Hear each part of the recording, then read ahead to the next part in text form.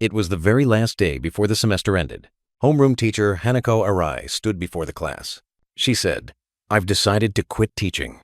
When the students heard this, they didn't feel sad at all. Instead, they burst into cheers and laughter. Amid the noisy classroom, Hanako said calmly, "Before I leave, there's something very important I must tell you. You all know that I'm a single mother. I was supposed to marry the father of my child, but just before our wedding I found out I was pregnant. And then, he was diagnosed with HIV. The moment she said that word HIV, the once noisy classroom fell completely silent. Some students were so shocked, they could barely breathe. Hanako continued, "Fortunately, my daughter wasn't infected. To let her grow up in a healthy environment, I chose not to get married and decided to raise her all by myself." Hanako poured all her love, everything she had, into her daughter. Watching her little girl grow up happy day by day, though exhausted, she felt genuinely blessed. But all that happiness was shattered completely on February 13th. That day, just like any other, Hanako dropped her daughter off at the school infirmary. She told her to wait until work was over. But after her meeting ended, when Hanako returned to pick her up, she found that her daughter had drowned in the school swimming pool. Losing her beloved child broke Hanako completely. It felt as if her own heart had died along with her daughter. The police concluded that the girl had accidentally fallen into the pool and drowned. When she said that, one of the girls in class couldn't hold back her tears. But others sneered coldly. "Why are you crying? How pathetic." Hanako continued speaking. "My daughter's death was my failure as a mother, but it wasn't an accident. She was killed by 2 students in this very class." The students looked around at each other, eyes full of suspicion. But Hanako didn't plan to reveal the murderers' real names. This left the gossiping students disappointed. "According to the juvenile protection law," she said, "minors under 14 years old cannot be punished, even for murder. So I decided to punish them my own way. In my class, I call them Student A and Student D. Student A, Atsushi Arima, was an excellent student, always scoring straight A's. In every teacher's eyes, he was the perfect model student. But behind that mask, he was twisted and cruel. He often uploaded photos of animals he tortured online just to get attention. He loved inventing things, and once gave Hanako a security wallet he made. The moment she unzipped it, she was shocked, literally. Atsushi grinned proudly. "Cool, right?" Hanako opened it again, carefully. Inside was a small electric circuit. She frowned and said, "Did you use me as a test subject? Were you planning to use this on animals?" Atsushi realized she had found out. He stormed off in anger. But on the day Hanako's daughter died, a wallet just like that was found beside her. Hanako took that deadly item and confronted Atsushi. When he saw the wallet, he froze for a second, then grabbed his head, crying, and ran toward the window to jump. Hanako panicked. She thought he was remorseful. She thought maybe her daughter's death had been an accident. But then Atsushi turned back, smiling, and said, "Just kidding." It turned out he had no sense of guilt at all. Right in front of a grieving mother, he bragged about how he killed her daughter. Atsushi's invention, the anti-theft wallet, won an award at the National Science Fair for middle school students. He thought this invention would finally make him famous. But that same day, the newspaper headlines were all taken by news of a 13-year-old girl who murdered her entire family. That story dominated every front page. Meanwhile, his award-winning invention was buried in a tiny corner of the paper. The world's eyes weren't on a young inventor, but on a 13-year-old murderer. That made Atsushi furious. So he went to see a quiet classmate, Daiki Domoto. Daiki was a poor student, barely passing every subject with D's. Atsushi told him, "Let's do something big, something the whole country will talk about. Let's test my electric wallet on a real person." That day, the two discussed who their victim should be. Daiki suggested, "What about the homeroom teacher's daughter?" So they set their target, Hanako Arai's 4-year-old little girl, Mio. On a sunny afternoon, the 2 young devils began their plan to kill. Daiki's job was to lure the girl to the poolside, while Atsushi brought a cute bunny-shaped wallet she loved. He told her, "Your mom made this for you," and tricked her into opening it. Inside, of course, was a live electric circuit. As expected, the moment her small hands touched the zipper, she was electrocuted and collapsed instantly. Daiki, terrified, froze in place. But Atsushi smiled proudly and said, "You can tell everyone I did it." Enter, Ezi, and with come. After saying that, he calmly walked home, waiting for the next day, for the headline that would put him on the front page. Fearing he'd be implicated, Daiki panicked. In desperation, he threw the little girl into the pool. He staged the scene to look like she'd slipped and fallen. He fooled the police, and he fooled everyone. Hanako told the students, "If the police insist my daughter's death was accidental, I won't press the case." But her death wasn't caused by the electric wallet. I examined that wallet thoroughly. It was crudely made, not powerful enough to stop a 4-year-old's heart. At the time, my daughter merely fainted. Daiki was the one who threw her into the pool. That was the real cause of death. It's truly ironic. Atsushi had the intent to kill, but didn't. Daiki had no murderous intent, yet he killed my daughter.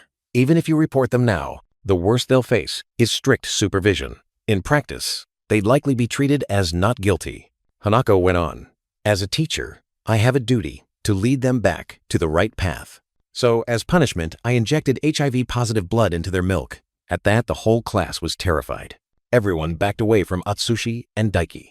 Atsushi panicked, covered his mouth, and ran out of the room.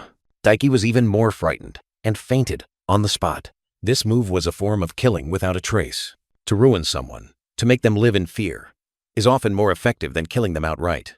After her daughter was killed, Hanako went to Daiki's home and told his mother, "Your son killed my daughter." But Daiki's mother jumped up in anger and yelled, "He was only tricked by bad friends into helping. He's innocent." She shouted, "My son was just tricked by bad friends into helping them. He's innocent." But unexpectedly, one day Daiki said to his mother, "Mom, I'm the real killer." His mother immediately denied it. "No, you just helped your friend hide the body." But Daiki said, "That wasn't a corpse. The teacher's daughter had only fainted. She died only after I threw her into the pool." His mother froze, then tried to comfort him in panic. "It's okay. You didn't know. You didn't realize she was still alive." But Daiki's next words made her blood run cold. He said, "No, Mom. She woke up right in front of my eyes." And then, before she was thrown into the pool, Hanako Arai's daughter had already regained consciousness. But to get back at Atsushi for using him, and to prove he could do something that Atsushi couldn't, Daiki threw the living girl into the pool and drowned her with his own hands.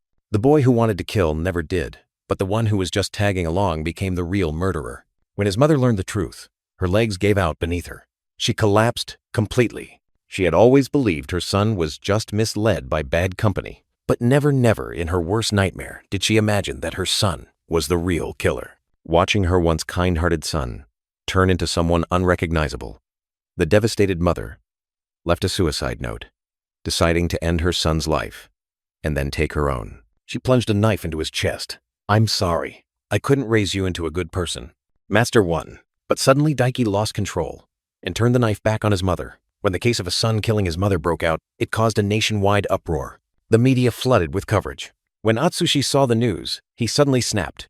"How come all my perfect plans to kill never made it to the headlines? And you? Just one move and you're all over the news? I won't accept that." Fuming with rage and humiliation, he turned his anger toward his girlfriend.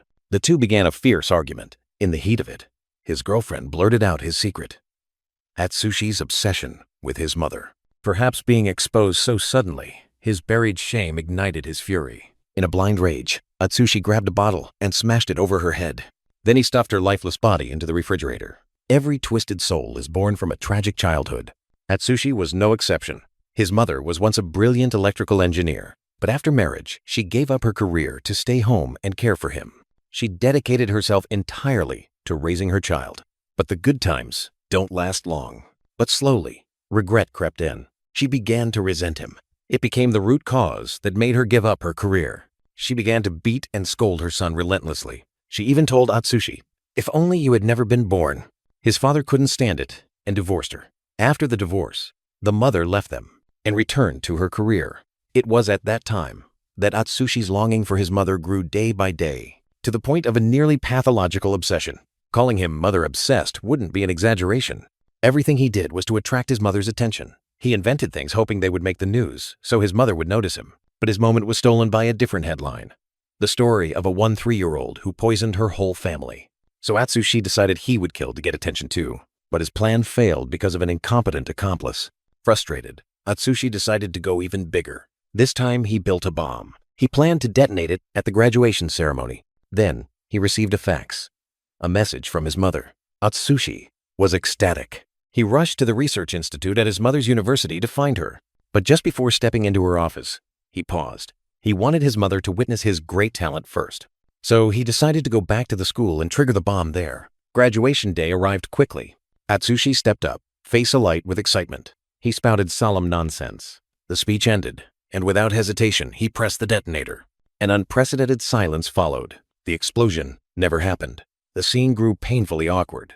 Atsushi looked down. Wait, where's my bomb? Just then, he received a phone call. On the other end of the line, it was his homeroom teacher, Miss Hanako Arai. It turned out Hanako had seen the video Atsushi posted online. She knew exactly what he was planning, so she secretly moved the bomb away.